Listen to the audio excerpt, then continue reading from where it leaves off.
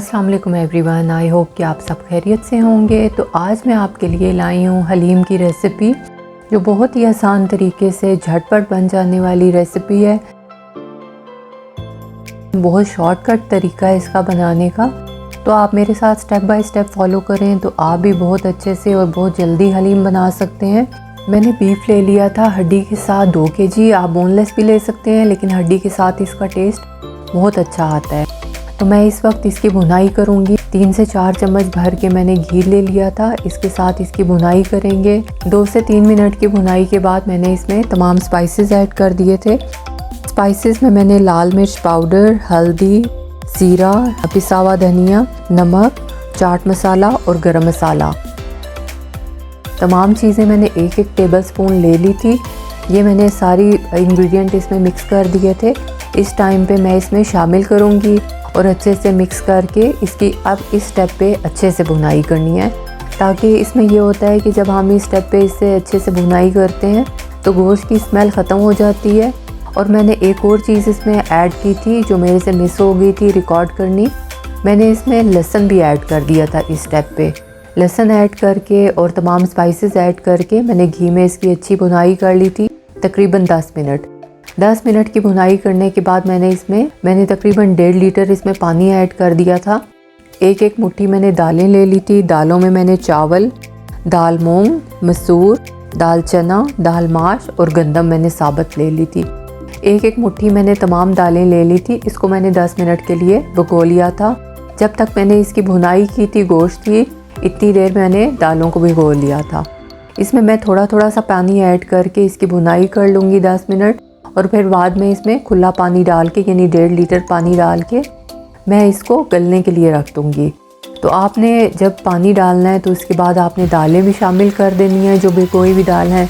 तो कोशिश करें आपने जब ये गर्म पानी ऐड करेंगे, यानी आप ये पानी ऐड करके इसको बॉयल आने का इंतज़ार करेंगे। जब इसमें बॉयल आ जाएगा तो फिर आपने इसको दालों को शामिल कर देना है। दालों को शामिल करके आपने जब बॉयल आ जाएगा अच्छे से, फिर आपने कवर करके जब तक कि दालें गल नहीं जाती और गोश्त नहीं गल जाता तब तक हम इसको कवर करके हल्की आंच पे पकाएंगे। आपने तकरीबन इसे 2 घंटे हल्की आंच पे, दम वाली आंच पे रख के इसको अच्छे से पका लेना है। तो आप देख सकते हैं कि ये वॉल्यूम में तकरीबन डबल हो गई थी दालें, गंदम वगैरह। तो अगर आप कोशिश करें कि आपने रात को अगर दालें भिगो लें तो आपका और अच्छा रिज़ल्ट आएगा। बस तमाम चीज़ों को आपने मेक श्योर कर लेना है कि दालें भी अच्छे से गल जाएँ और गोश्त भी अच्छे से गल जाए। तो फिर मैंने इसमें गोश्त को निकाल लिया था और हड्डी और गोश्त को मैंने अलग कर लिया था।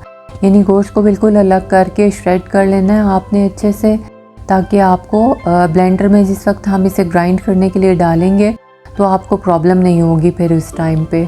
तो फिर मैंने थोड़ी सी दालें लेके उसके अंदर तमाम गोश्त के जो रेशे थे उसको ग्राइंड कर लिया था और दालों को मैंने अलग ग्राइंड कर लिया था। ये मैंने दालें अलग ब्लेंडर में ग्राइंड कर ली थी और दूसरे जग में मैंने रेशे को यानी गोश्त के रेशे को और दालें थोड़ी सी डाल के उसको अलग ग्राइंड कर लिया था, क्योंकि आपने दालों को अच्छे से ग्राइंड करना होता है और रेशे को आपने ज़्यादा ग्राइंड नहीं करना होता है। इसलिए हम 2 पोर्शन में इसको ग्राइंड करेंगे। साथ में मैंने इसके लवाजमात भी अच्छे से बना लिए थे। प्याज को मैंने तकरीबन 2 प्याज थी दरमियाने साइज़ की, इसको मैंने अच्छे से घी में फ्राई कर लिया था, ब्राउन होने तक अच्छे से ब्राउन करेंगे।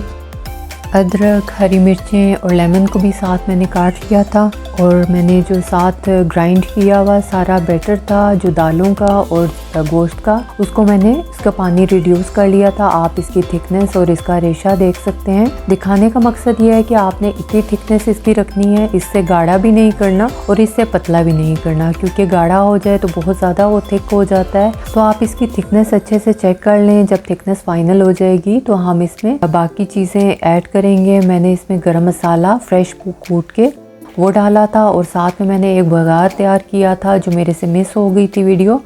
मैंने साथ में जो ये प्याज ब्राउन किए थे वो भी डाल दिए थे, और बीच में थोड़ा सा चाट मसाला भी ऐड कर दिया था। इसमें ऊपर भी चाट मसाला डालेंगे, हरी मिर्चें डालेंगे, अदरक डालेंगे और इसको फिर सर्व करेंगे, डिश आउट करेंगे। तो ये मैंने आपको अपने तरीके से हलीम बनाने का तरीका शेयर किया है। तो आप इसको लाजमी ट्राई कीजिएगा, बहुत जल्दी ये बन जाती है, और मुझे फ़ीडबैक भी लाजमी दीजिएगा। अगर आपको मेरी रेसिपी अच्छी लगे तो लाइक कर दीजिएगा और कमेंट बॉक्स में अपनी राय का ज़रूर इजहार कीजिएगा कि आपको मेरी बनाई हुई रेसिपी कैसी लगी। Thank you so much for watching. Have a great day. अल्लाह हाफिज़।